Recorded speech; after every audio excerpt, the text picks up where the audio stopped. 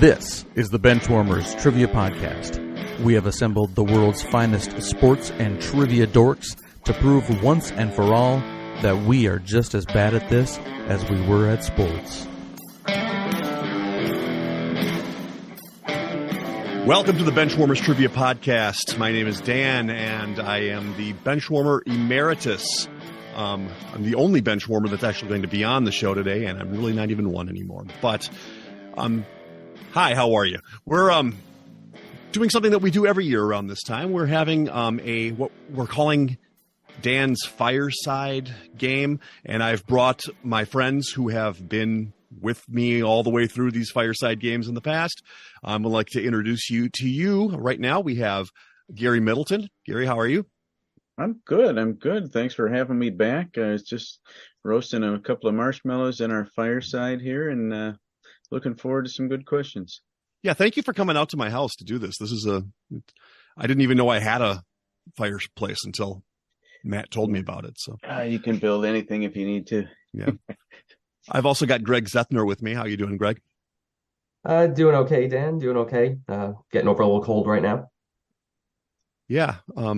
I hope you're feeling better. We were talking to you earlier, and I know that things weren't going great. So I'm a lot better today than I was earlier in the week. That's for sure.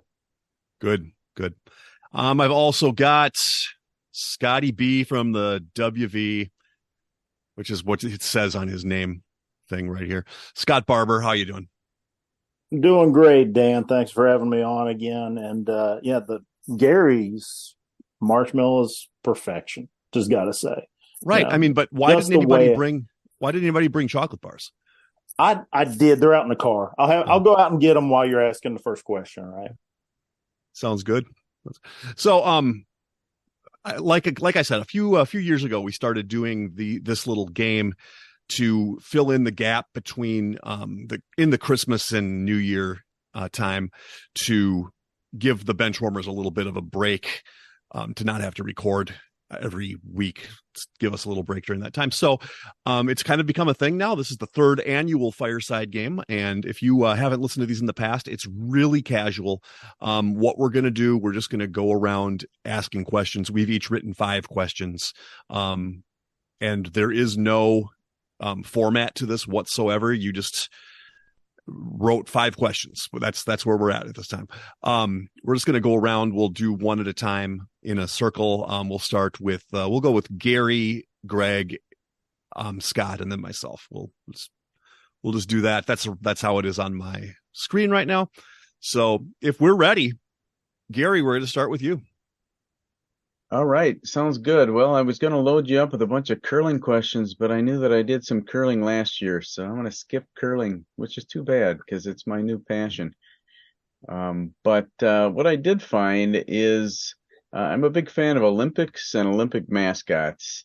So I have some Olympic mascot character names and what type of creature they are, and I'm hoping you guys can figure out the city and then potentially the year, if you know the year that city hosted that had those particular mascots. So for an example, if I was going to say Misha the bear, you would say that was Moscow in 1980. Got it.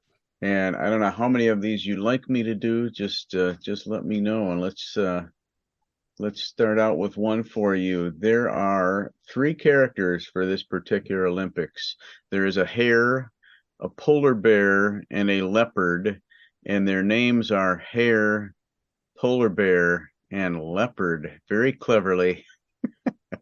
So, any thoughts to who would have put that on? That's Sochi in 14. I was going to say that sounds like something that would come out of Sochi. That's my guess. Yeah, I agree. That sounds right. And that is right. Very nice. Nice. Okay, I like these. All right. We Let's had one with what they called 2 happy children or humans whose names were Hakan and Kristen. That's spelled Haakon and Kristin.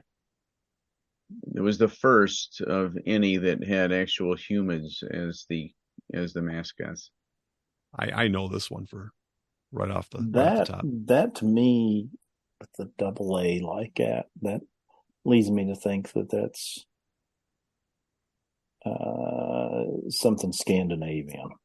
Yeah, I was thinking Lillehammer or Lillehammer sounds like a good guess to me, but Dan it's sounds 94 like in Lillehammer. Okay, there it is. Yeah. There we go. That is correct. It is Lillehammer.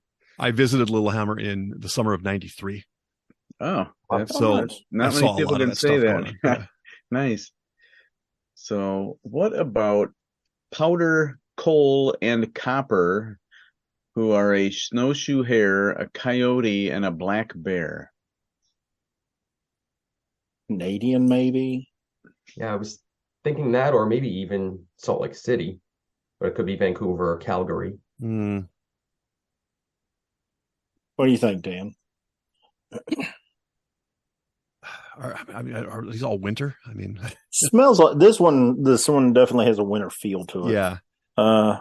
The more you think, the more I'm thinking Salt Lake City. Salt Lake City sounds right, but that's just me.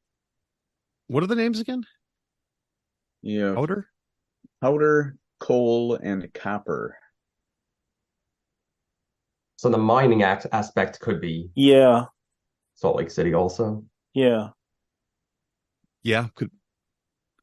Could be Calgary though too. I would think more energy in Calgary, although okay. Should we go Salt Lake City? Let's go Salt Lake City. Why not? O2. All right. Well sussed out. Salt Lake City it is. Nice. And let me go with at least one more. This was a mix of 6 indigenous animals, and the character's name was Vinicius, Vinicius, which is actually named for the first name of a local poet in that country. Maybe Athens for a Greek poet. It has that Greek feel to the name. Or maybe Rome, 1960. I was gonna say us sounds more Roman than. So it could be Athens or Rome. Do you think these dated all the way back to 1960? Yeah, because if we want to go Italy, we can also go Torino. Yeah, that's a good point. Torino's a good call. Or just, indigenous though doesn't bring about Italy to me. Okay. Yeah, my first thought was Australia when I heard indigenous, but that name doesn't sound Australian. I went right back to Greece or Italy after that. Unless they're doing it as an homage type thing. What about 2016 Rio? I don't know anything about Vinicius, but if it's indigenous, I mean, there's hardly any other. Yeah, indigenous. You're right. Indigenous does scream Australia, but I don't know. I'm hung up on this one. Y'all smart guys figure it out for me. I mean, I don't think going it by goes the all. poet's name, I would go back to Italy. All right. Okay, you want to say like Torino then? Just for I fun. don't know if they had mascots back when Rome hosted. Yeah, that's what I was worried about. It was 1960, seems far back. Yeah, Torino though makes sense. All right, I'll go with you then. Let's do that. All right. Well, we got you on this one. If I gave you the full name of the poet, it's Vinicius de Moraes, Demoraes, which might point Dan in the direction he was leading. That's Rio. Rio, yes, absolutely. Yeah. Okay. And that's right. Nice. I've got more, but we can certainly move on if we're at a point we want to. Let's move on, and at the end of the game, we may want to go back to those because I really like those. Yeah, I like those. Those are fun. Yeah, I was thinking that was the poet's full name, and I think that threw me off. Yeah, absolutely. All right, we're going to go on to Graig. So, Graig, what do you got for us? Okay, so this year is a little side hobby. I got big into buying and selling baseball cards. So Baseball cards, that you get them graded. That's usually where a lot of the value comes in. They're graded from 1 to 10. But a lot of times there's also a 2-letter qualifier that comes with it that usually reduces the value of the card. So for example, OC means off center. I have a list of some of these qualifiers. I want to see if you can figure out what they are. Nice. Okay. So to start, MC. M as in Mary. Yes. And are these qualifiers necessarily always a negative, or can they be a positive? They're all negative. Oh, so mint condition is probably not where we're going with this. MC. Hmm. No, Yeah, mint condition is the first multicolored. thing that jumped off to me. Yeah, so multicolored's a positive thing, and or at least neutral.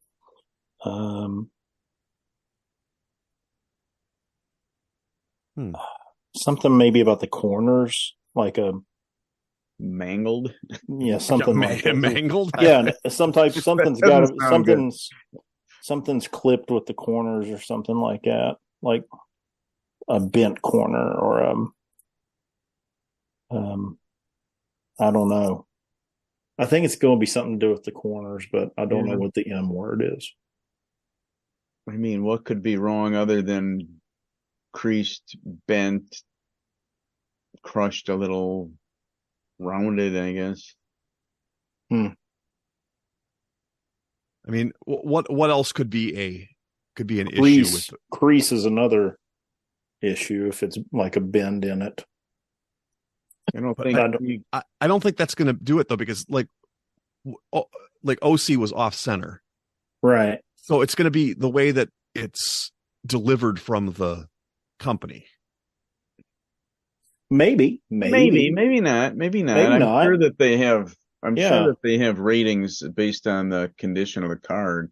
Well, right, but I think that he already said that you have your ratings of the card, but then you also have this other. Can you tell me how you said it, Greg? So these are just 2-letter qualifiers that get appended to the grade. So it's not the grade themselves. Yeah. So a 10 is gem mint. It's like a reason. It's almost like an explanation as to why it's graded what it's graded. Yeah. So it can be that, but it could also be in addition to it. So I've seen you can get a 5, but you could also get it graded a 9 with one of these qualifiers. Right. Other than this, it would be a 9. Right. Okay, so it could be something post-production is what I'm getting at, Dan. Yeah, okay, I guess.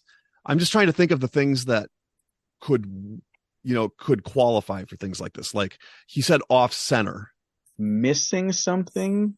Could it be something have not printed? I've had some that have been like out of focus before. Yeah, missing color then. Missing caption. Yeah, missing caption. Yeah, or something like I like missing caption. Let's go with that. Let's move off of it even if it's wrong. I like missing caption. Yeah, let's do that. Okay. So you start to get closer. It's miscut. So it's an atypical cut, often like more than one card being visible. Yeah, that makes so much sense. Oh. Yeah. Okay. And you did kind of start alluding to some of what these other ones might be, so I'll skip a few. Okay. Next one is ST.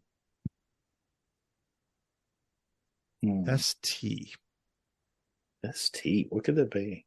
Well, let's work through the things that could happen to a card, because I think that's what this is all about. Yeah. So you've got you could have it be off center, you could have it be miscut, you could have it be out of focus. Yeah. It could be. Could this be like from like residue from the gum in the package? Staining. Yeah, it could be stained as the ST and stained. I'm looking back at cards that I used to have. Yeah, I like that were problems with the card. Yeah, I like it. Stained as the ST for stained. Yeah. Yeah. We hadn't thought about the fact maybe the 2 letters are just part of one word. So. I had one of every 9 cards I had gum. Yeah. Staining on it. So yeah, let's go with it. Yep, staining, and it usually is gum.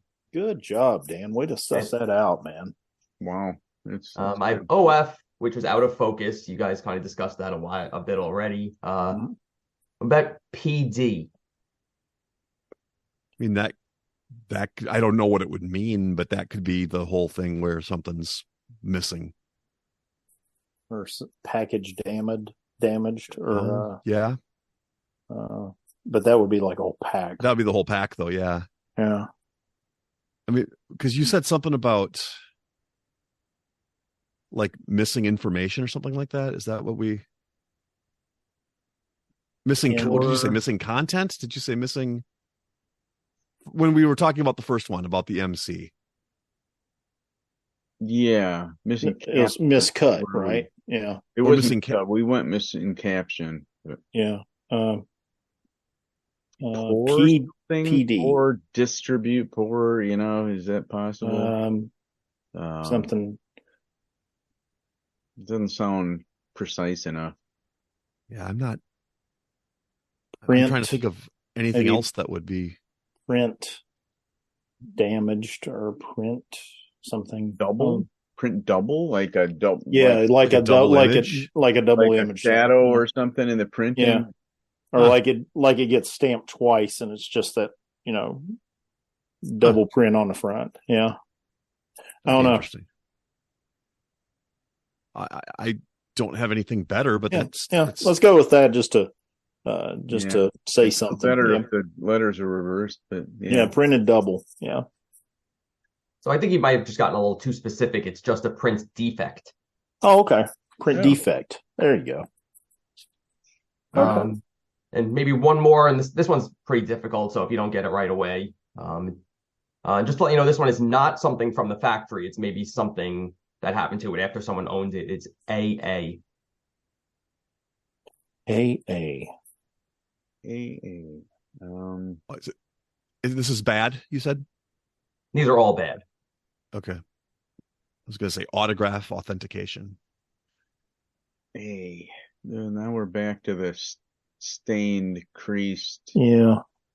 I know that sometimes, like the famous T206 Honus Wagner card, they shaved like the sides to get the wear and tear off of it, so it looked like it had a crisp sides. But I don't know what that would be. That would be an AA definition of that. Artificially augmented. Augmented is nice. I like that. Yeah. Especially on one he said that'd be hard. Yeah, artificially augmented sounds good. I think we'll just go with that because that's something kind of like that. You've got the right definition. It's altered authentic. Okay. So it's saying it's an authentic card, but they're not even going to grade it because it's either been recolored or trimmed or something's been done to it. That's okay. Yeah. The famous T206 Honus Wagner card was like that. They shaved because it's just a little smaller than what it should be because they shaved the edges of it to crisp it up.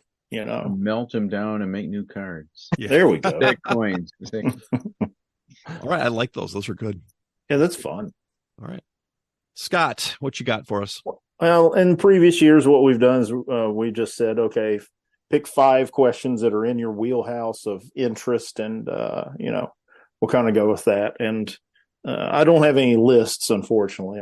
The dog ate my homework when it came to that. But these are just 5 general topics that I'm definitely had an interest in lately. Some of them longer than that, but one of them, my first one is in baseball stadiums. I'm one of those guys that's trying to get to every Major League Baseball park. And I'm that close, man. I've only got like 6 more to go. That's impressive. But, well, I should have had it done a long time ago. Well, especially when they keep opening new ones. That kind of hurts it too. So Oakland's one of the ones I'm trying to get to. So I'm just holding out on Oakland. I'm just like, you know what? We'll go to Vegas in 2027. It'll be fine. That'll. You don't need to go to. I don't need to go to Coliseum. There's a reason I haven't been there yet, man. No offense to anyone listening from the Oakland area. No, they shouldn't take offense. They know. But the stadium's not the best. But in the topic of baseball stadiums, since this is one of the topics near and dear to my heart, I found all these questions are just going to be things that I was like, that's interesting, sort of thing. Bobby Vasquez, aka Bobby Dynamite, has had a particular role as a spectator at Minute Maid Park since 2001. Because of this, he was the only fan allowed in the park during the COVID season of 2020. What does Bobby do at the park? Is that where they have the train and they have a train operator when they hit a home run? It's exactly what I was thinking too. So, but they said he's the only fan allowed in the park. Would he be a fan? Would he be a fan? I don't know. I mean, I would think that the driver would be a hired guy, but would you call him Bobby Dynamite? Bobby Dynamite, yeah. Is that lead us anywhere? Or his real name is Bobby Vasquez, but he's known as Bobby Dynamite. Is he related to Napoleon? The nickname is. Oh. That's in my little explanation bit of the answer here. Okay, so does he do crazy dances on screen perhaps during intermissions or seventh inning stretch or something like that? Maybe they broadcast him during COVID doing his little fire up dance or whatever he does. Ooh, I like that. Yeah, I like that a lot, actually. Because that the Napoleon Dynamite, the dance scene, Mm-hmm. Yeah. All right, you want to go with that? Yeah. All right, let's do it. Talked yourself out of the right answer. He is the train conductor in the outfield that travels the train across when they hit home runs and win games. And is he an actual fan, or he's an actual fan? Yeah, he's not Wow. from my research, he's not an employee of the team. He just gets into the train, drives at 2.5 miles an hour, the 45 feet or however far it is, after home runs and wins. His nickname comes from when he used to do the Napoleon Dynamite dance during the 2004 season. But he has only missed 13 games since 2001 and thankfully doesn't need a license to move the electric powered train for 40 seconds at a time after Astros home runs and after the home team wins. 2.5 miles an hour. I think I was stuck behind him on the tollway the other day. Traveling at the speed of smell. Yeah. Hey, that's my line. Thank you very much. That's a quarter. Oh, I'll owe you. Actually, I got one in my bedroom. Let me go get it. Okay, yeah, thanks. Yep. All right, so I'm going to take a page from what Graig did last year, which was an autobiographical set. And mine are all going to be autobiographical things that I either, for the most part, are things that I experienced as a fan. But there are a couple. You'll get how it goes. So, on this first one, I was in attendance in August 1988 when the Minnesota Twins pulled off a rare 7-4-3 triple play against Cleveland. One of my all-time favorite Twins started this feat with a leaping catch off the Metrodome's plexiglass. Who was this player who came up with the Giants, retired with the Tigers, and was one of 7 players to be on both the 87 and 91 World Series championship teams? Who was the left fielder in 88? Basically what this and in 87 and in 91, by the way. They didn't have Kevin Mitchell, did they? He didn't come up with the Giants. He came up with the Mets. Yeah, okay. And if it helps at all, he is a broadcaster for the Minnesota Twins. Interesting. Color guy. Yeah. I don't know. I don't know what this could be. Yeah, my Twins depth is limited for sure. Wasn't Kirby Puckett the center fielder for that team? I don't remember Kirby playing for those other teams there. I was going to say him right away. That too. He definitely played 91. Yeah. Oh, yeah, he came up in 85 with the Twins, 84, something like that. He only played for the Twins, never played for anyone else. Yeah. Yeah. That's what I thought. Okay. I remember the names. If it jars anything, I mean, yeah, you had Frank Viola playing that outfield, but maybe it'll. Yeah. I think Gaetti at third, Herbeck at first. Is it Yeah. Tim Bodner, maybe? Easton? Outfield. I don't know it. JT Snow. I guarantee you this is going to be a name you know when you hear Yeah, it. probably will be. Just blanking on it now. Yeah. Tigers isn't going to help me. I don't follow much American League. He had No, for the Twins. fantabulous hair, long long blonde hair. blonde hair. Huh. Hmm. I don't know it. I still don't know it. Yeah. Let's out of our misery, Dan. All right. What's our This answer? was Dan Gladden. Oh, Dan Gladden. Yeah, Okay, yeah. yeah. I didn't know he came up with the Giants. That's interesting. I remember him with the Giants for sure. Yeah. But wouldn't have dug that name out. Nice. Dan Gladden. Yeah, that's deep cut. I do remember Interesting. during the series in '87, one of the teachers in my school pointed out that I'm forgetting the name now, that he went to my grammar school as well. It was the shortstop and there's like a baseman for the Twins. Oh, okay. I have to look that up. Tim Tuffle. No. Pagliarulo played for him then, but no, he was in '91. Never mind.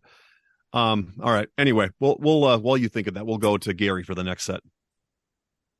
All right. I've got a set of lists today, really, as opposed to direct questions. I do have one direct question, but I think everybody might know that, which takes the fun out of it. But this list it kind of merges my love for geography with sports, and I have various countries and what their most popular sports are based on viewership and participation. Oh, okay. And I want to see, if I give you a country, if you can nail their top 3 popular sports. Top 3? Well, I Top think 3. the top 1 in a lot of these is going to be pretty easy. We can go Okay. for 2 if you want to go for 2. All right, no, Let's try 2. Do it the way that you thought, the way All you right. drew it up. Okay. Let's see if you can get 3 in any order for Brazil, since we ended in Brazil on our prior set of questions. So football. Soccer. No. Basketball? Definitely. Probably basketball and volleyball, maybe. Oh, yeah, volleyball's a good. Unless maybe some sort of capoeira or hand-to-hand combat. Yeah, Oh, yeah. Like, literally, it's called Brazilian Jiu-Jitsu. Yeah. That's true. But I would say some sort of martial art, just to keep it general. You could have Muay Thai. You could have. I'm trying to think of. Isn't the only reason that it's Brazilian Jiu-Jitsu is because of Hoist Gracie, though? That's correct. Yeah. With the silent R. Yeah. Well, it's kind of like it's not. It's more of an H sounding R. Yeah. But yeah. Okay. You want to go volleyball, or basketball? Soccer, basketball, arts. and some kind of martial art. Yeah. You want to say Brazilian Jiu-Jitsu? Yeah, Brazilian Jiu-Jitsu. Just for fun. We're not. Yeah. All right. What you got? We have number 1 is soccer. Yay. Number 3 is basketball. Number 2, though, you had it. It is volleyball. There it is. Yeah. Mm-hmm. Always go with the gut. Yeah, I see judo way down at number 9, and something called capoeira. Capoeira. Yeah, capoeira. That's a dance martial art. That's basically not a lot of that comes in at 4. That one's close. So yeah, capoeira is basically it's like dancing in martial arts. There's not a lot of attack to it. Someone listening right now who does capoeira is probably going to drive to my house and beat me up for saying it that way. Nice.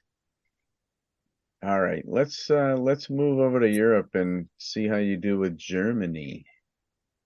I like how we go soccer and basketball again. Soccer and basketball. Basketball. What else do Germans do well? Auto racing. Now this is participation. Popularity? Yeah, is this in popularity or participation? Like stuff they watch or stuff they do? I think it's more in the viewing. Okay. Yeah. It could be something. I know a lot of Europeans like darts, snooker, and Tennis. There's a lot of tennis players. there's a lot of tennis. Yeah, I like tennis. So soccer, tennis. What was the other one that we had? Basketball again?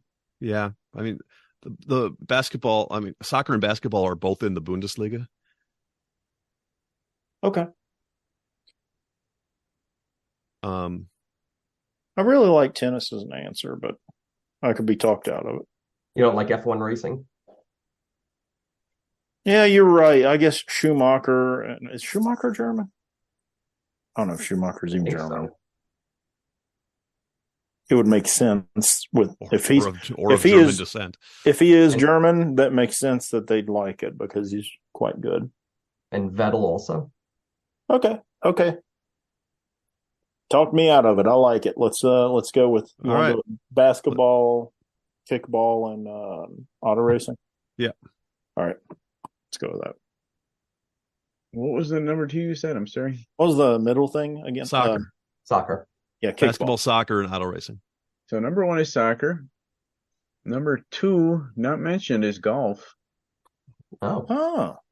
And ice hockey made number 3. Ice hockey, German ice hockey. German ice hockey players, wow. Huh? Okay. Mm-hmm. Yeah. Okay. That's a new. I never would have thought they'd be into ice hockey. That's interesting. All right, let's go one more. Let's go to Japan. Sumo. I just in my head I see the little airplane from Street Fighter 2 just traveling to all these different countries. Sumo, right? Sumo's gigantic. Sumo's well, they're big guys, so it's got to be. Baseball. Baseball's big. Sumo's big. Skateboarding. Kickball again. Soccer again. Is there? I mean, the women's soccer team is great. From Japan. Yeah. The women's soccer team is great. I like that soccer. What else are they? Soccer, baseball, and sumo. Yeah, that might just be it, dude. I think sumo over judo, right? Yeah, definitely sumo over judo. Yeah, judo's big over there, but sumo's like a cultural aspect of that. Yeah. All right, Gary, what we got? Just that easy, baby. You got it. Baseball number 1, sumo number 2, soccer number 3. Nice. Well done. Great. All right, let's move on to Greg. Okay. Some more questions based in cards, this time going over to basketball cards. So from 1968 to 1981, Topps had a monopoly on basketball cards, and then they just stopped making them. In 1986, Fleer started making cards, and that 1986 Fleer set is probably one of the most famous sets in sports card history. It has 12 different Hall of Famers' first cards. Now, it's called their rookie cards. It might not have been their rookie season, but it's their first card. One of them is Michael Jordan. Card's worth over $200,000 if you have it. This is a card that you could have bought in packs when we were kids. But there's 11 other Hall of Famers in there. Rookie cards all in the thousands and thousands of dollars. Just want to see how many of them you can name. 1986, so they were in the league by 86.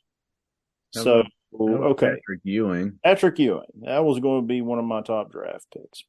Yeah. Charles Barkley. Got to be in there. He's 83, 84, right?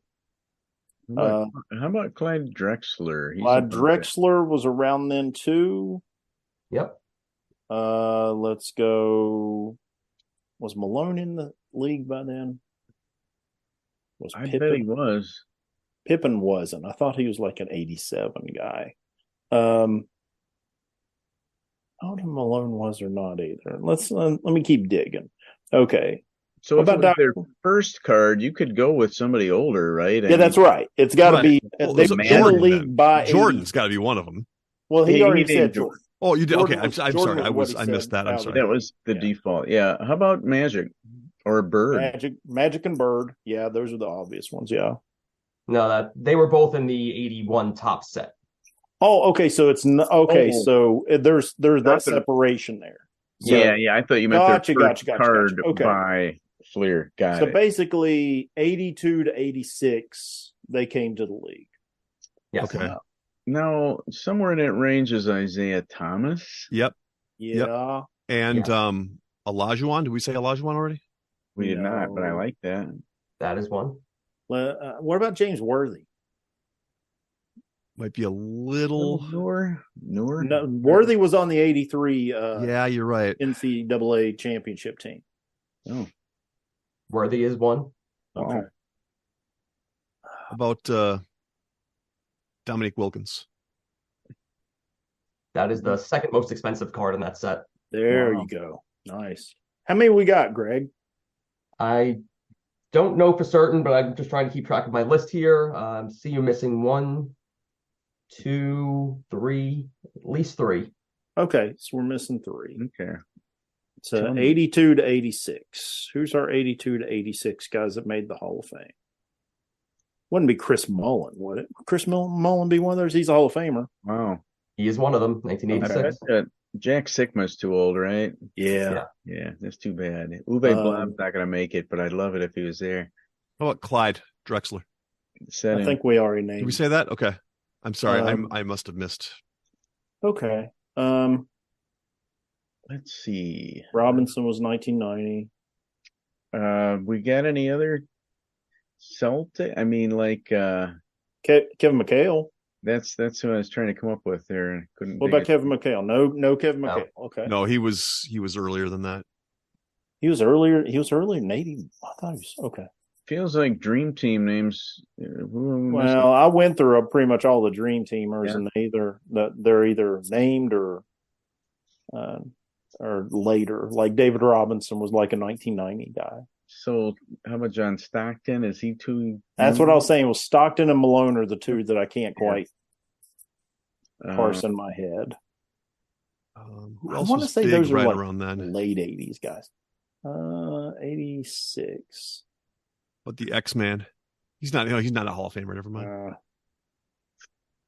I'm just going around in my head in the league, just going around like this. Like, Yeah, exactly. what about he was the other Twin Tower, not Ralph Sampson. Ralph Oh, Sampson. There we yeah. go. Big Virginia. Ralph Sampson ones, Yeah. yeah. Good pull. Okay. And so that leaves us one. 2 more, I think. One of them you've named, but you haven't decided to throw it out Okay, there. then Karl Malone. Let's go ahead and just say Karl Malone. Okay. Nice. And that leaves us one. 82 to 86. All right. How about the Detroit teams like the Liam Like a Deere, Joe Dumars or Yeah. Joe Yeah. Dumars went in the Hall of Fame though. or even the Worm there? Rodman, is he about No, that? he's a little later. Yeah. Well, he maybe not. He was on the 88. He was definitely 88, 89 guy. But I think it was still later. When was Danny Ainge? He's not in the Hall of Fame, I don't think. Yeah, you're right. He's not. Why do I have trouble digging names? He is in that set, though. The guy Miller, Reggie Miller, too young, probably. A little bit too young, I bet. Yeah, I think he's just a skosh too young. I don't know. Have Just to we keep said things this name moving, yet? You've said the name. Okay. Oh, Okay. It's someone who is in the Hall of Fame. Joe So Dumars. Joe Dumars. Oh, Joe Dumars. Oh, So Dumars is in the Hall of Fame. I didn't think he was in the Hall of Fame. nice. Interesting. And some other Okay. rookies in the set. Danny Ainge, Manute Bol, Kurt Rambis, Byron Scott, Spud Webb. Those are all the big cards in that set. And Nice. doesn't matter who you have in that set, it's worth something. Nice. There's a name. I didn't Right. start collecting basketball cards till 1990 with the Hoops set. Hoops, That was that yep. first Hoops set. all right, Scott. We're going to you. All right, another topic of my interest. We just had my favorite holiday not too long ago with Thanksgiving. Love Thanksgiving. Thanksgiving's my all-time favorite holiday. I know it's Dan's favorite holiday as well. He and I share a brain, so we got to share passions as well. There's nothing not to like about Thanksgiving. You eat, you watch football. Most people don't have to work the next day. It's a nice 4-day weekend. It's beautiful. It's the perfect holiday. And Thanksgiving and football go together like peanut butter and chocolate, man. Who doesn't love it? So I came up with a Thanksgiving football question. Detroit Lions owner George A. Richards started the tradition of the Lions playing on Thanksgiving in 1934, but he was not the first team. His was not the first team to do so. The practice of Thanksgiving Day games stretches back to 1876, with Yale and Princeton being the first.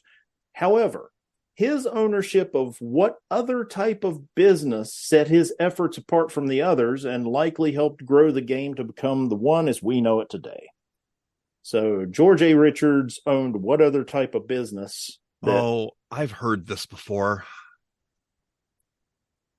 So is this possibly something food related? Are we thinking whether or not turkey farmer or Well, if people are going to watch football on Thanksgiving, I was thinking maybe it's a way to get people to do something they wouldn't do without Okay. football. So maybe he owns the television or the radio station because they wouldn't have those things on otherwise. And yes, I've heard this before, but it's not. I think he might have been. I think he might have owned radio stations. I think that's. What year did it start? 1934. So yeah, radio, not television. Yeah, I'm pretty sure that's what it was. Yeah, I saw something about that when I was researching my last game, my final game. We were talking about the Honolulu Blue, how he came up with that. I think that's got to be it. I think it's radio stations. It seems to make sense. Yeah. Well, George Richards owned several radio stations, and one of them being WJR, a Detroit-based radio station that he was able to negotiate to carry the games on his network. And sure enough, it helped grow the game to what it is today. Excellent job figuring that one out. All right. With mine, you already. Well, let's. I'll throw the question out there, and we'll see how quickly this goes. So going off the piggyback of the 7-4-3 triple play, on July 17th, 1990, the Twins became the only team in Major League Baseball history to record 2 triple plays in one game. Both were done in the traditional 5-4-3 fashion. Please name me. I said 2 of the 3 players who were part of that historic event, but I'm going to say 3 now because I think you'll know why. And for bonus points, against which team did this happen? So yeah, I assume Gaetti at third, Herbig at first. Yeah, those are the 2 that I was expecting you to get. So the third one though, you're not going to get it. So I guess I'm not going to say name the third one, but Gene Larkin. It was not Gene Larkin. It was a platoon player that filled in at second and shortstop. The only famous thing you'll ever see of him was that he was one of the guy. He was the guy that danced with Kirby Puckett when they won the World Series in '87. It was Al Newman was the Newman. And do you know who they played it? Who they did that against? That would be just taking a wild stab, but I'll say the White Sox because I'd love to see that happen. It was not the White Sox, but it is the team that somebody in this game does enjoy. Oh, it's probably the Red Sox. It was the Red Sox. Yes. There we go. Yep. There we go. All right, so let's move back to Gary again. All right, I've got a couple of just regular hockey related questions, and if the first one ends up being too easy, we'll hit the other one as well. But I don't know how well known this is or not. Wayne Gretzky. Man, He's the answer to everything. He is, except this. Which future Hall of Fame Major League Baseball pitcher was drafted into the NHL ahead of 2 other NHL future Hall of Famers? I'll see if I can Tom turn Glavine. a specific hat around for today. Yeah. I've got my brace. Yeah, Tom Glavine was a very hot draft pick. Yep, that's absolutely right. Yep. Yeah, that's absolutely right. In '84, he was picked by the Kings in the 4th round. which was ahead of Brett Hull and Luke Robitaille. Yeah. Scrubs. So the other one real quick. There's a lot of hockey families that have, Suter. many. Suter with the six Suter brothers. Is that what? That was where I was going, and I was going to say, how many of the six can you name? None of them. Last name, I can name I mean, one. they're already named, right? But yeah, how many can you tell us? Yeah. All right. There's Daryl, Brian. Bruce. His other brother, Daryl. I'm gonna give credit. I like that. There's Daryl, there's Brian, there's Ron. Yeah. It's funny. They're all familiar when you start naming them. I couldn't pull them out of a hat if I needed to. There's one that's either Brett or Brent. It's one of the two. Brent sounds right. I don't know. I just don't know, man. I'm impressed you got 3.5 of them. Oh, this was my heyday for watching hockey. Right. Was there a Rich? I don't think so. Okay. Yeah, let's just tag these as you nail them here, because you've said most of them, if not all of them now. You had Daryl. It was Brent. There is Rich. What else did you say? Ron.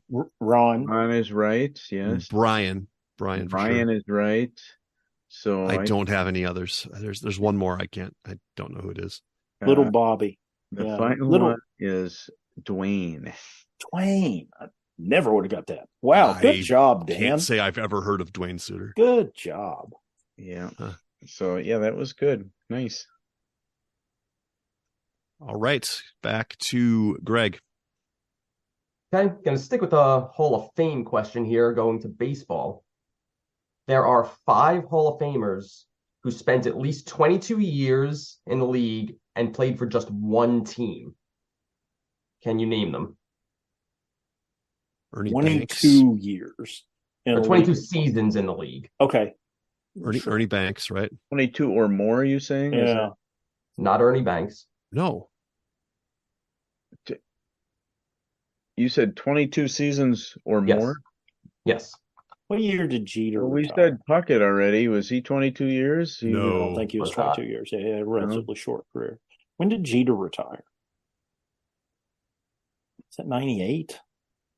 Because if it was, that's 22 years. Came up in, I think, 96. Or I said 98. I meant 2018.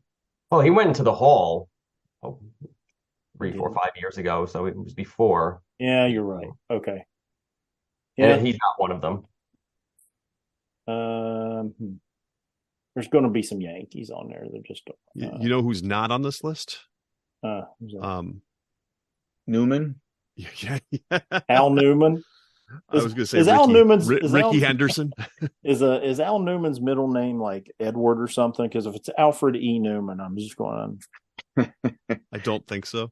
Okay. Okay. What about Ted Williams? Is Ted Williams one of them? He is not. He took time off in the middle. I know. He had those 2 wars he had to go fight.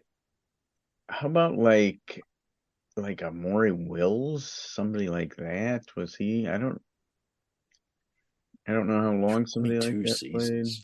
And these are all big names. It's not like guys from the dead ball era. Yeah, I would think they almost. Oh, okay. How about Ty Cobb? Ty Cobb played for the Athletics. Oh, did he? Wow. Yeah, that's right. Hank Aaron played for the Brewers. Yeah, he did. Oh, he did play for the Brewers. That's right. Shoot. If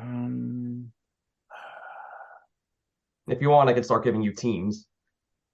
About to say Willie Mays. What about Mike? What about Mike Schmidt? Mike Schmidt. He's not one of them. I'm guessing he doesn't have the years. What about George Brett? What about George Brett? Nope. Dear God. How about any of your Red Sox? Who's long time? I was going with like I said, Ted Williams was about the best guess I had with. How about like Yogi Berra? Not. I'm shifting teams, but sure. Yogi Berra is a pretty good guess. Played for the Mets. Oh, that's right. He did play for the Mets. I did not know. Okay, start give us some teams, Greg. This is harder than I thought it'd be. Yeah. So let's start with the Red Sox. Most games Yeah. played for the team. Jim Rice? No. Jim Rice didn't He played have a very somewhere long else. career. He just didn't have the years. DE, what's his name? Evans? Was that a Red Sox? Dwight Evans? Yeah, no. Yeah. No. I mean, Yastrzemski, I know Fisk moved on, but Yastrzemski, was he that long? Yaz. Yeah, it's a good one. Yeah. Let's go with Yaz. 23 years. One of two guys with 23 years. Yeah, Yaz. Let's go to the Orioles. Oh, Cal Ripken? Not Ripken. He wasn't there long enough. So Murray or Belanger? Murray played for the Dodgers. Oh. Who's the Robinson. Brooks Robinson. Brooks Robinson. There you go. Yep. Goodness gracious. Cardinals. Ooh. Stan Musial. Unusual. Tigers. Not Ty Cobb. Not Ty Cobb. Trammell? Greenberg. Not Hank Greenberg. Not Trammell. Not No. Whitaker. Lou Whitaker. Oh no. No? Really? Okay. I checked them. They were both less than 20 years, I think. Trammell and Whitaker. Gosh. I want to say retired in the late 60s, early 70s. I have to check that. Yeah, I'm not going to pull it. Who we got? 500 home runs, I think. Oh, in that case, I should pull it. I could be wrong. Al Kaline. Al Kaline. Oh, my goodness. Yeah, that's a fairly good name. And the Giants. All right. McCovey. No. Not McCovey.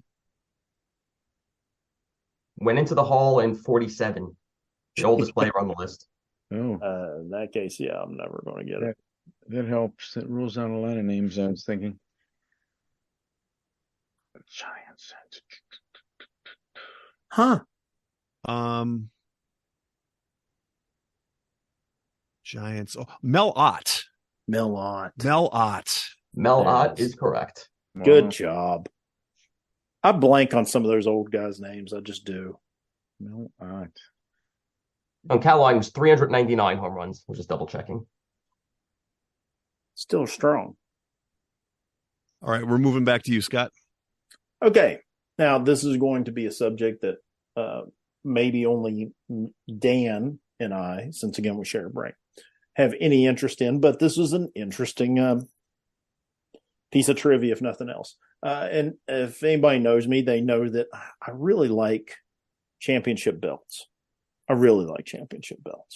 Like, I have more than one belt guy that I work with to make championship belts. It's just a hobby. So this is going to be a hard question, but Dan probably knows it. Because of its infamous origin, what was the nickname bestowed to the AWA World Heavyweight Championship title belt used mostly in the mid-1980s and held by the likes of Stan Hansen, Jumbo Teixeira, Rick Martel, and most notably, Nick Bockwinkel? I mean, I know what the belt looks like. What was... I mean, I can see it in my head. It's a big gaudy belt. Yeah. It's a really big... It was the ugly, big gold belt before the big gold belt. It was kind of their big gold belt, yeah. Oh, man. But it wasn't gold, ironically enough. It was a big silver ugly belt. But it was huge. You probably remember Nick Bockwinkel and Ric Flair. NWA versus AWA belt versus belt matches that went nowhere. And Bockwinkel had this big, huge belt, and Flair had a much smaller one. I don't remember having it ever been called anything in particular. So, yeah, there's really no way into this unless you know. I was hoping you'd lead the other guys into it if you knew it. I mean, I know who the final guy to hold it because was. you come from AWA territory. Yeah, I watched AWA growing up. Yeah. Actually, do you know who the final guy was? It was Larry Zbyszko. No, he was the last guy to hold a championship, but not necessarily this belt. Oh, because there was a replacement belt after this belt. Oh, then no, I don't know. Yeah. Well, this belt, again, because of its infamous origins, was known as the inmate belt because it was literally made by penitentiary inmates. And, it stopped being used when its last champion that held it, Stan Hansen, left the AWA and took the championship belt with him to Japan. When AWA owner Vern Gagne threatened to sue him over the belt, Hansen ran over the belt with his truck and sent the remaining pieces back to Gagne. Okay. Yeah. Nice. Wow. Yeah. When you get a chance, Dan, look up the inmate belt history when it comes to the AWA. Wow. Again, I know you're an AWA territory. Oh, yeah. I loved AWA, but yeah, who didn't? It's fun times in the 80s. All right. Well, we're going to go to, again, this is autobiographical. So in a game that I really should stop dwelling on, the 1998 Vikings lost a heartbreaking game to the Atlanta Falcons, costing them a trip to the Super Bowl, causing me to cry real tears on the steps of my friend's house in the bitter cold Brooklyn Park, Minnesota winter. That game saw a pair of non-American born kickers who were inextricably linked to one another for a variety of reasons. But please name both kickers. And for a bonus, name their native countries. Was one of them Morton Anderson? I'm thinking Gary Anderson was probably the one for the Vikings. Gary Anderson was the Vikings kicker, for sure. And Morton, I was wondering about Morton on the other side. I remember him real well with New Orleans. I don't think it was Morton Anderson. I think it was it wasn't Fuad Revis. It was somebody like Fuad. Oh, what's the other kicker? Because I think the other kicker actually ended up winning the game for Atlanta. But Gary Anderson's definitely the Vikings kicker. And does anybody have an idea where he's from? I'm guessing we're talking like Denmark or something to that. Yeah, it's definitely Scandinavian. Yeah. That I don't know. I'm just trying to think of the other kicker. Who was the one that blew his knee out with the celebration jump? Gramatica. Yeah, maybe Martin Gramatica. I'm going to stop you right where you are because Okay. it is Morton Anderson. Oh, it is Morton Anderson. Okay. So I thought he might have been with Atlanta. I think he played longer with New Orleans, right? Yeah, he did. He most definitely did. And it was Gary Anderson. Yeah, it was Anderson versus Anderson. And where was Morton Anderson from? Was he like maybe German? I don't know where they're from. He'd be a hockey player. If Greg, you got any idea where either one of these guys are from? No, I would have said Scandinavian or just maybe say Canada for one of them, just because it's. Sure. I've heard of Morton Anderson, and I can't think of it. Darn it. Yeah.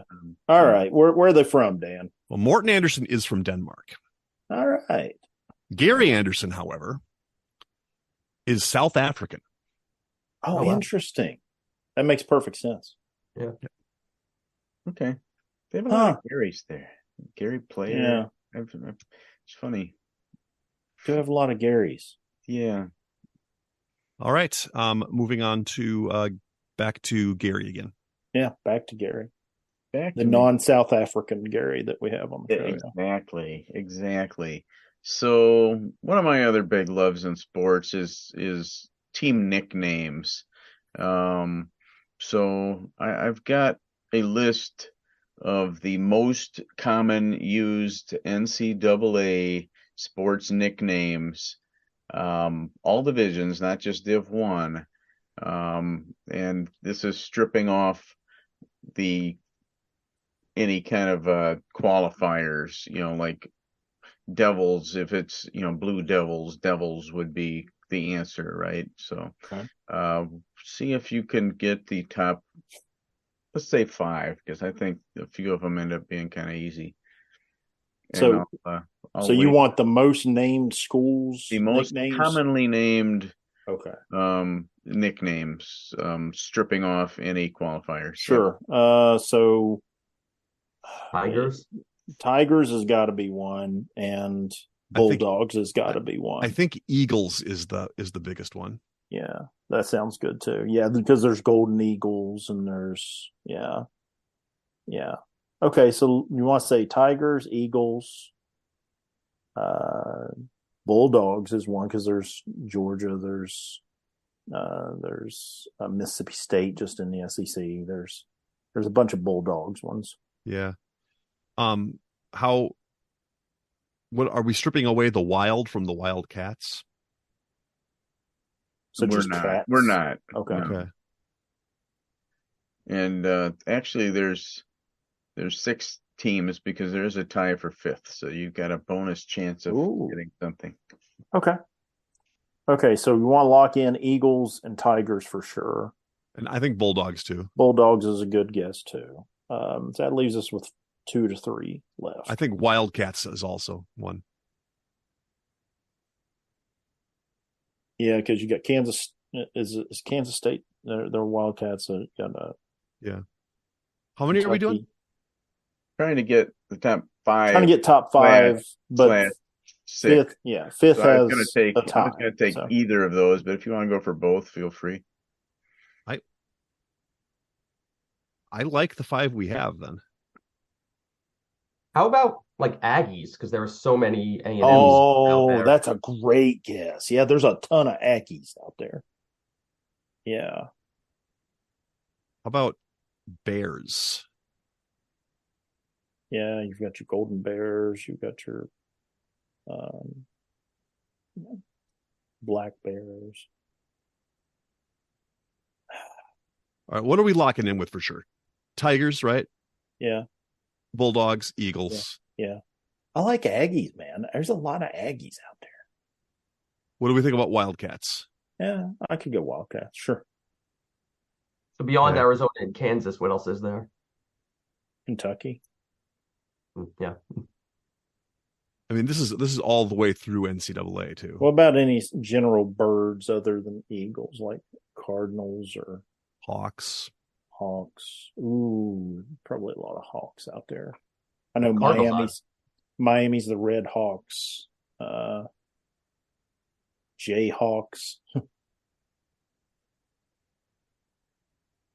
There are a lot of hawks out there. I don't know. What do you think? Let's throw the Aggies in there and see how it goes. Okay. So we said Tigers, Bulldogs, Eagles, Wildcats, and Aggies. Yeah.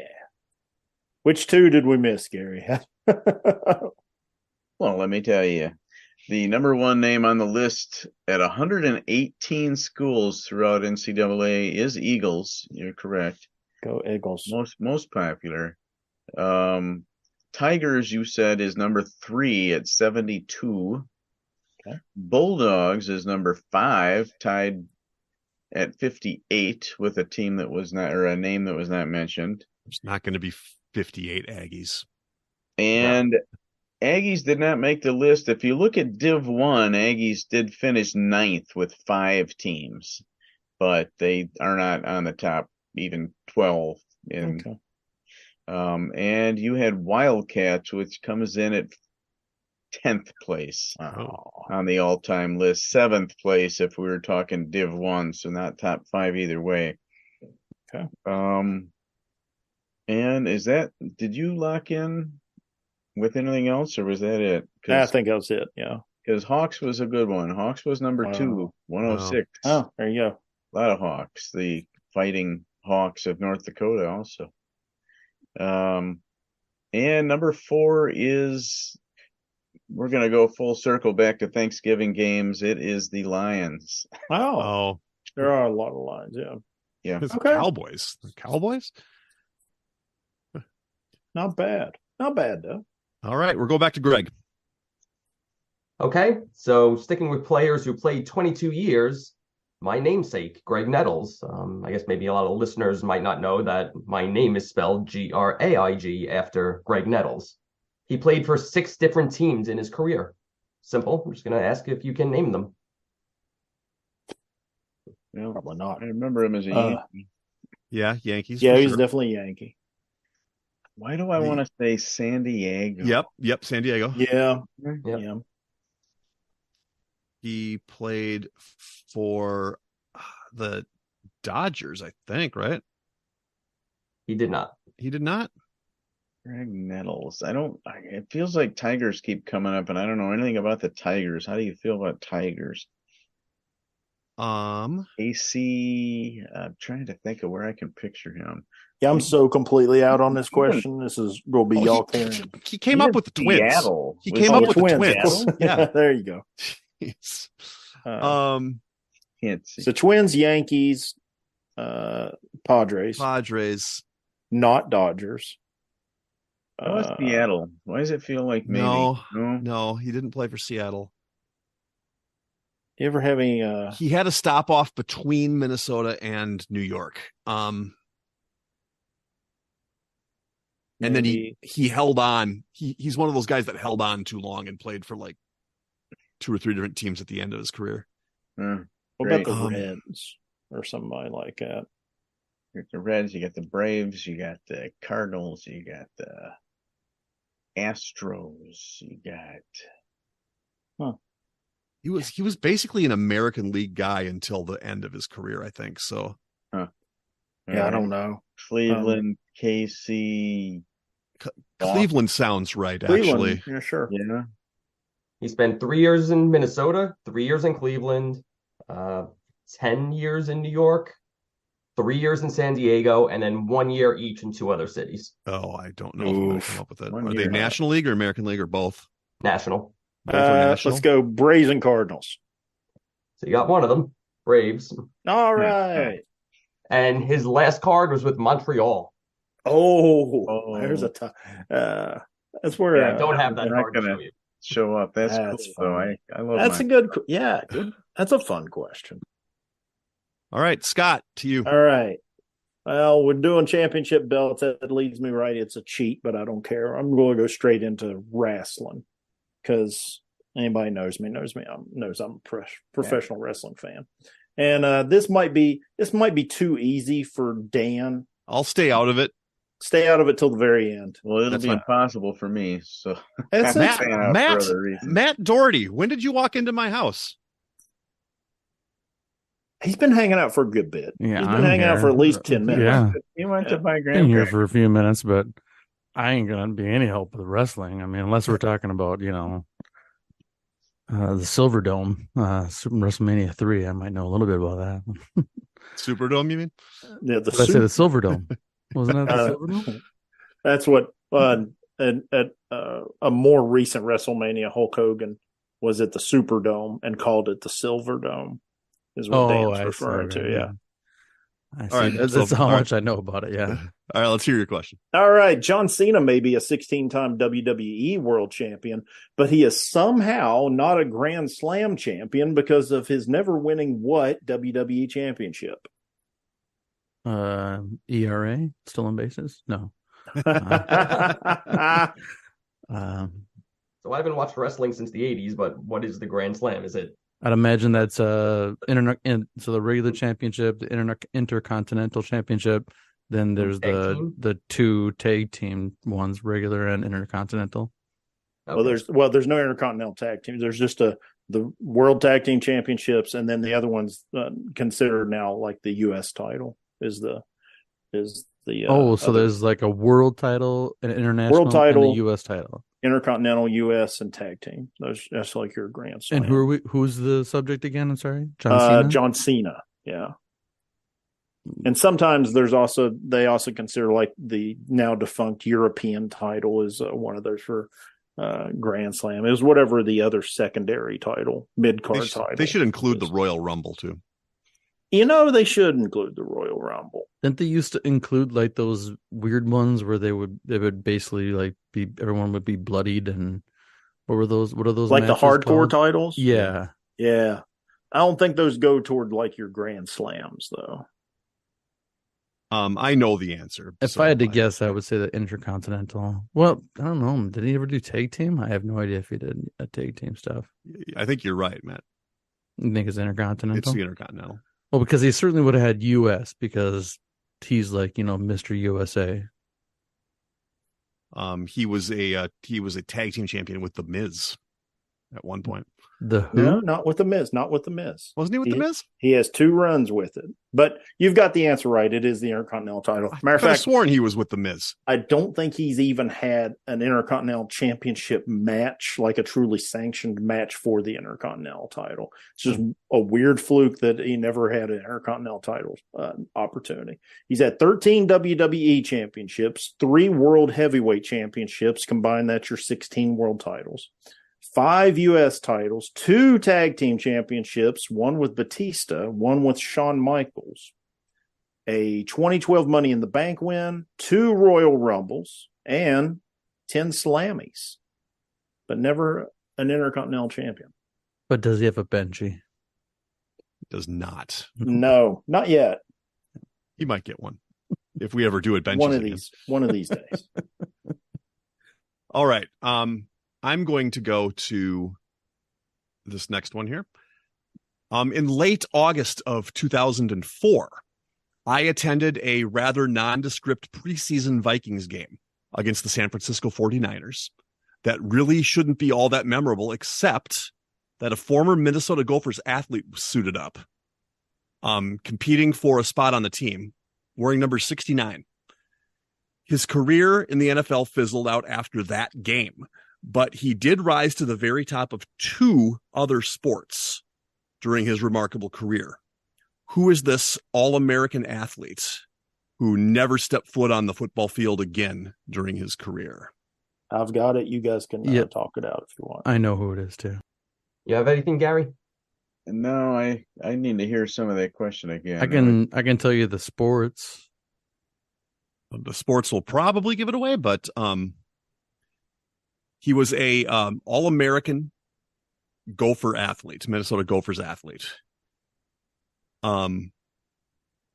Tried to get on the Vikings team, played that game, and that was it. And he went to the very top of 2 other sports. Neither one of which is technically what he was an All-American for in college. Yeah, but they're both related. Related, yeah. So this was the start of his career, and then he went on to play other sports? Mm-hmm. Yes. Well, yes. Kind of. Yeah. Well, yeah. He found success in the other 2 sports after. His But he was a name. Yes. People knew his name certainly when he signed with the Vikings or when he tried. How many people like starred or played in multiple sports to begin with? We had Bo Jackson and Dion, but is there others? I'm going to give you this. He was an athlete in only 1 sport in college. Yeah. Oh, okay. So only did 1 college sport. The two sports that he professionally had success in are very related. So they're not as different as football and baseball. It makes sense. I don't know what they are yet, but I'll give you a big hint. The 2 organizations he went to the top in are now owned by the same company, the same parent organization. Yeah. So did he go into wrestling then? Well, that's interesting. Yeah, because when I was thinking sports, that wasn't the first thing that came to mind. I don't think either one of these guys know too much about either one of these. Again, sports. Dan and I share a brain.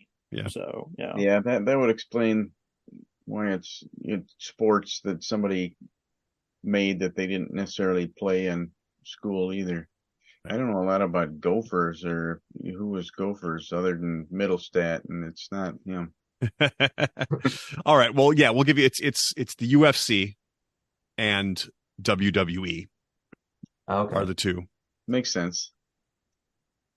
So he was an All-American. He was a champion in both. He was a champion All-American in both wrestler.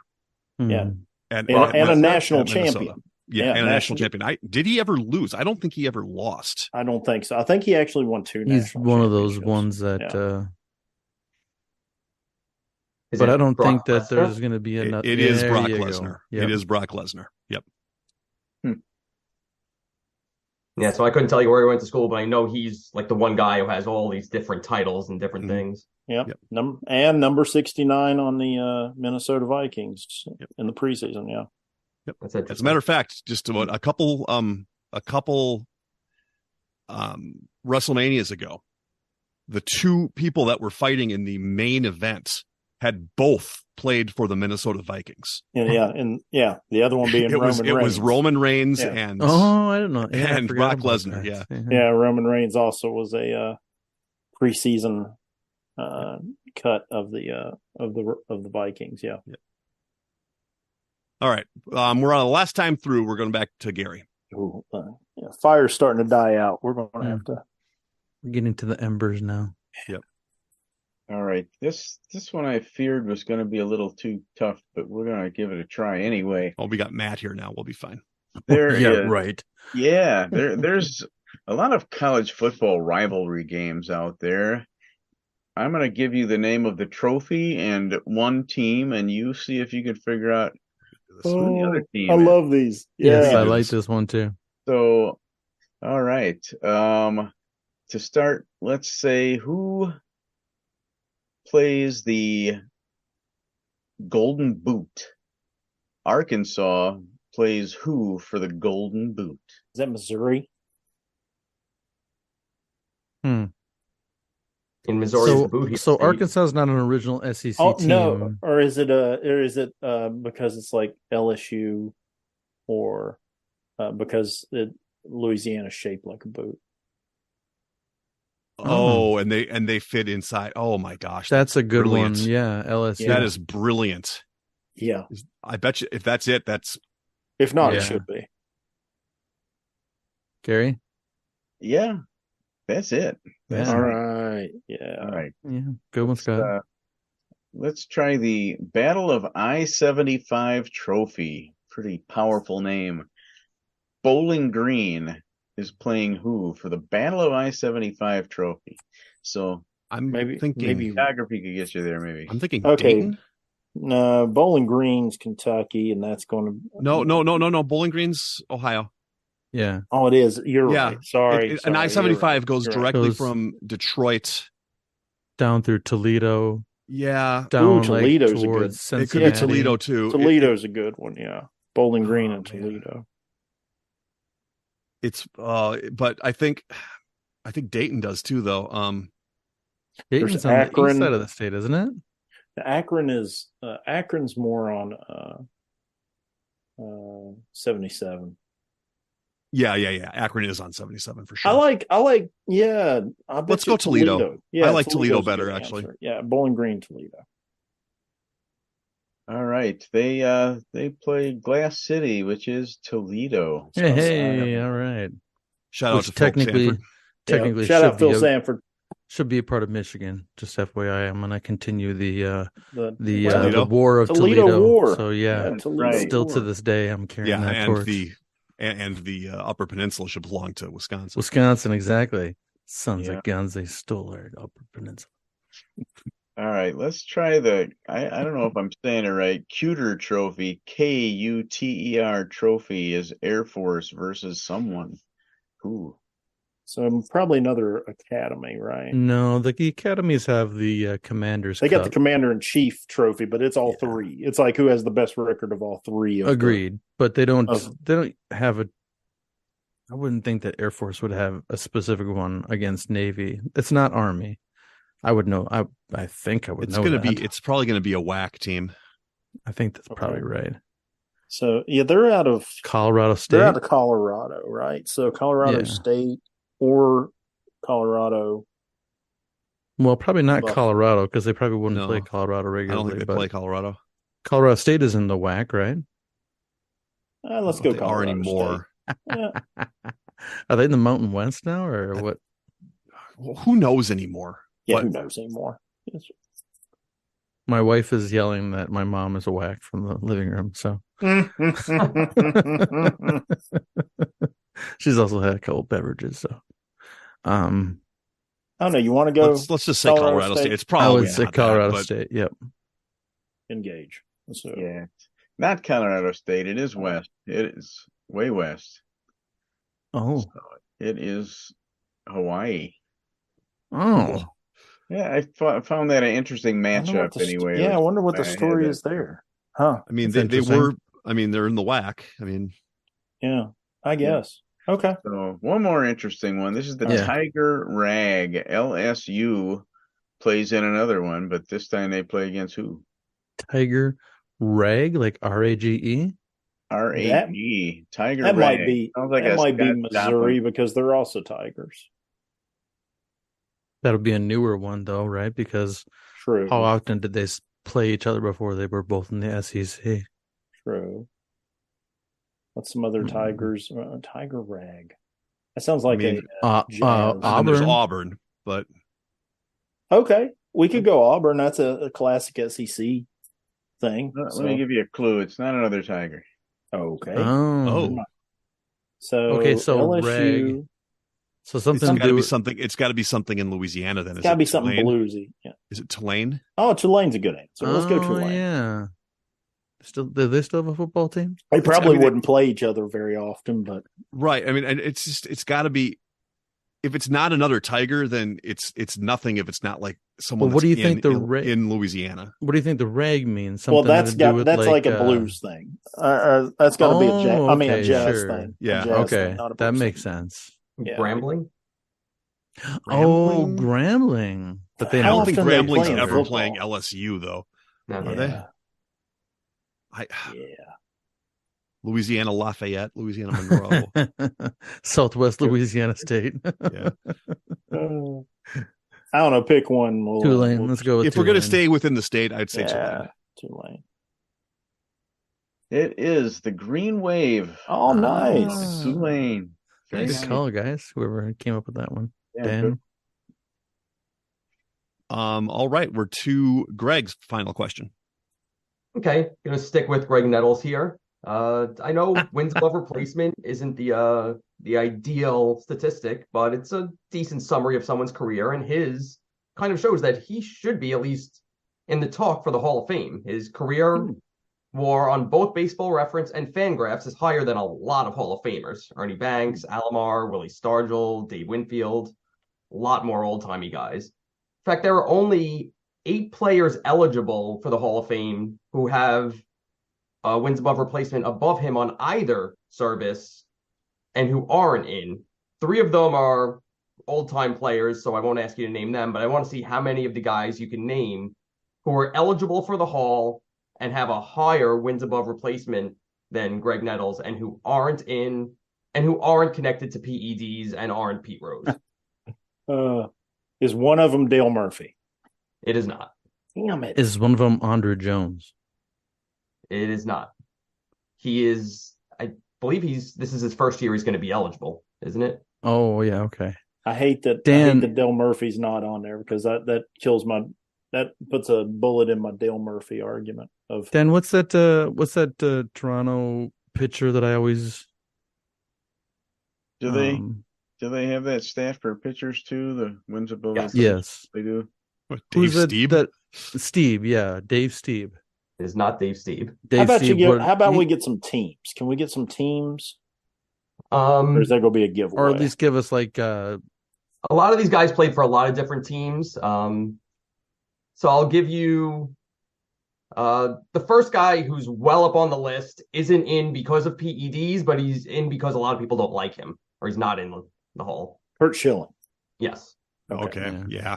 Makes sense. So his wins above replacement is up much higher than everybody else on the list. And then Clemens isn't in yet, right? And he's PEDs, he's right? PEDs though. Yeah, I put him in that pool. Okay, one of these guys might not be in because of his association with PEDs. Played for the Yankees and the Astros. Oh, no, only the Yankees and Astros. I believe so. Huh. Wow. I don't know. It's a weird combo. That'd be one on like a immaculate grid that I would not do very well on. It's a pitcher who spent the majority of his career with the Yankees. Andy Pettit. Yes. Oh, yeah. Oh, there you go. There's that pitcher. I was like, oh, Andy okay. Pettit was a PED guy? Yeah. Kind of, yeah. He's been associated with, let's put it that way. Oh, I didn't know that. Someone Didn't else. Andy Pettitte play with the Orioles also? Who's it that played for the Orioles? That was a Yankees-Orioles guy. That wasn't Pettitte. Messina, Anyway, sorry. Go ahead. Yeah, Messina. That's what I was thinking of. who's in the Hall. Someone else, another pitcher, only higher on Fangraphs, played in a lot of different places, but maybe is most famous for something unrelated to his actual pitching. His name is most famous for. Oh, Tommy John. Tommy John. Oh, Yep. really? One other pitcher also played for the Yankees. I think he played for the Padres. Famously injured himself when he got angry and punched a wall. Oh, that was oh shoot, who was that? I got his Gus Farrat, but we're in the wrong Yeah, I was just thinking about Gus he Farrat. headbutted That's it. funny. Yeah. That's right. Oh, Wow. shoot, who was that? Was it? Punched the wall? What I forget. Oh, What team who did you was say, that? Dean? Or did you say? I can't remember it. I have no idea. I I remember this, I but don't I know have if no I'm gonna idea who get the there. name is. Kevin Brown. Kevin Yes. Brown. Yeah. Yes. Marlins. Texas Yeah. Ranger, and yeah. We have a Tiger that we mentioned earlier. Al Kaline. No, he's in the Hall. He's in the Hall. Whitaker? Oh, yeah. Lou Whitaker. Yep. He's ahead on both Fangraphs and Baseball Reference. How was Lou Whitaker not in the Hall of Fame? I don't understand, but okay. And Jack Morris is. Yeah, Jack Morris. Oh my God, that guy. That's the debate I always have with that guy who I always forget his name from Toronto. And the Dave only other Steve. recognizable Steve. name on the list who's higher on just Baseball Reference war is a speedster who played recently for a lot of different teams. Outfielder. That guy that came up with Cincinnati, that guy? No way. I think he's most famous for his time with the Indians. Skell? Coco Crisp. Kenny Lofton.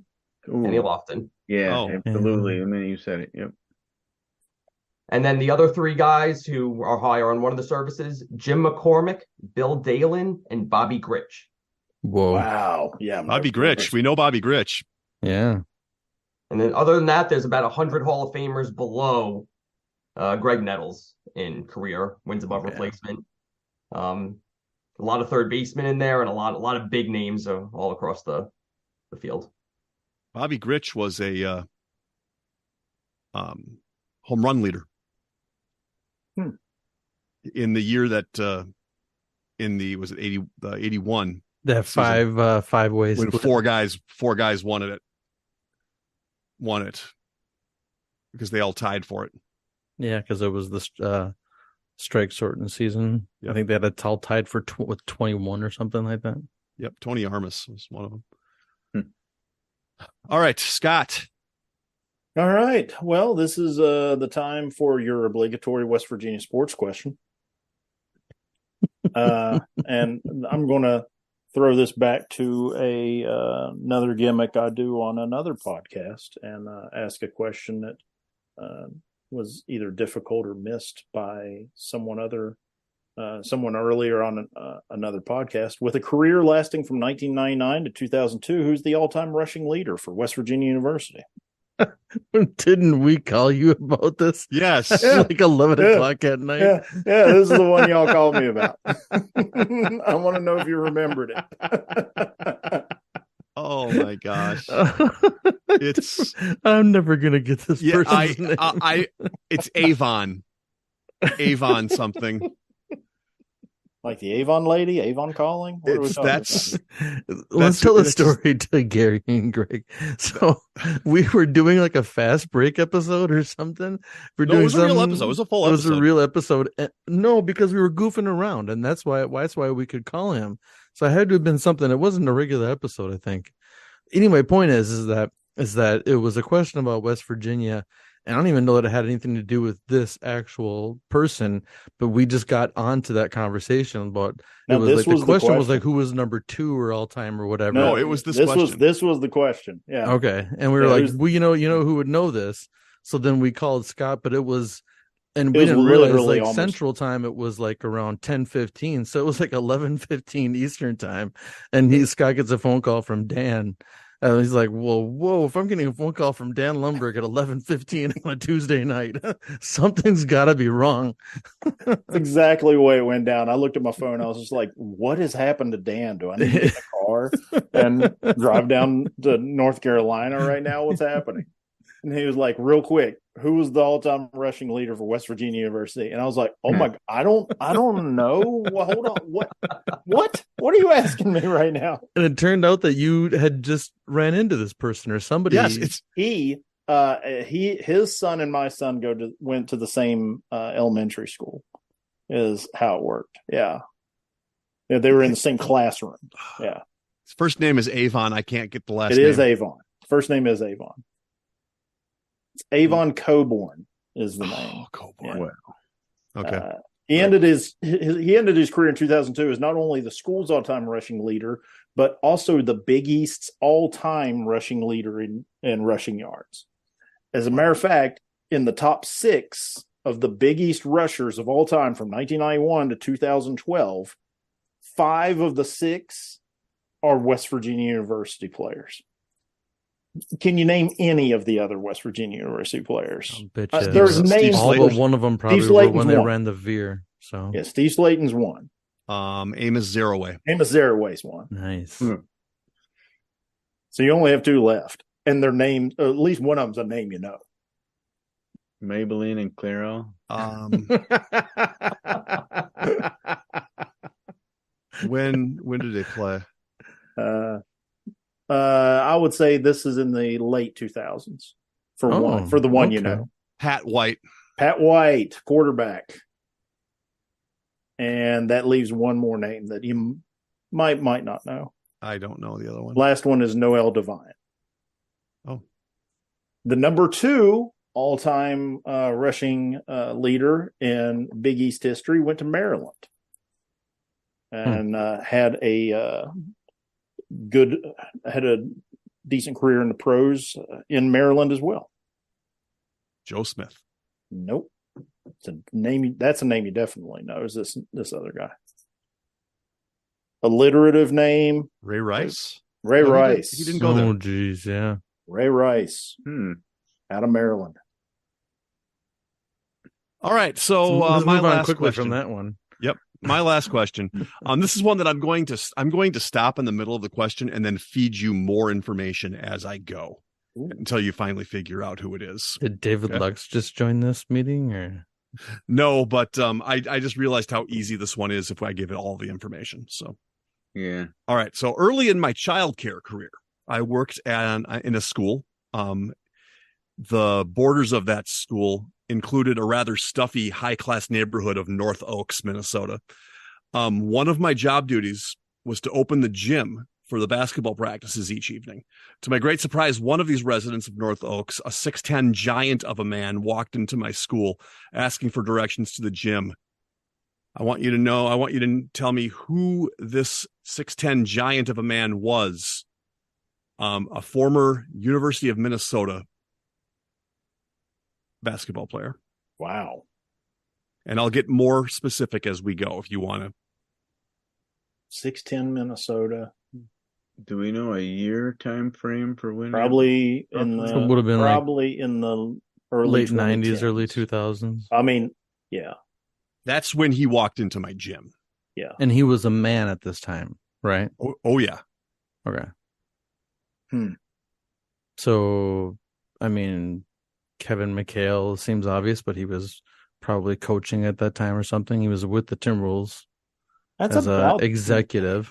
He's about the right height. Yep. He was about 6'10". He was a Minnesota guy. Let's guess. Yeah. Let's have a prelim guess on Kevin McHale.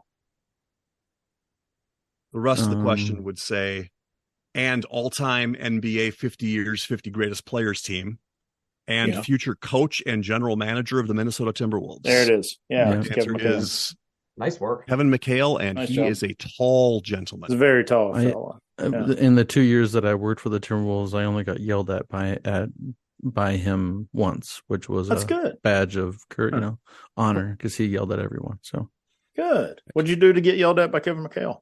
Oh, I like the PR people would put like stickers of which PR people was sitting next to who on the areas or whatever. Yeah. And I didn't want to sit by the person I was supposed to sit by.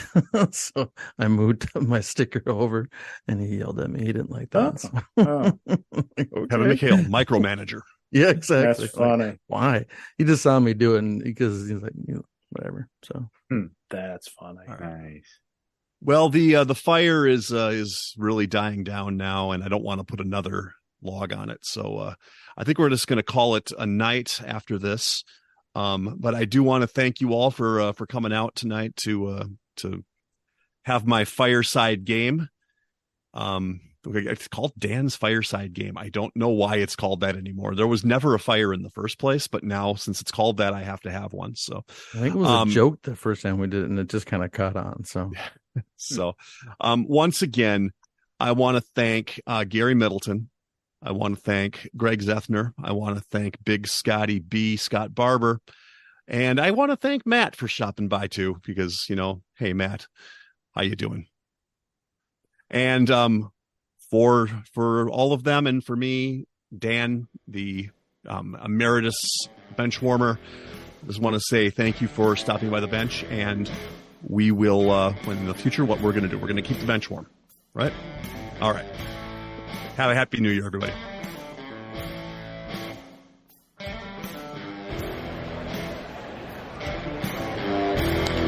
That ball hit high and deep. Stretch. Get on back there. They look up. You can put it on the board. Yes. Into deep left center for Mitchell. And we'll see you tomorrow night. that great music you're listening to is by Justin Nozick. Thanks to him for producing that music for us. You've been listening to the Benchwarmers Trivia Podcast. Make sure to check us out on all of our social media. We are at Benchwarmers TP.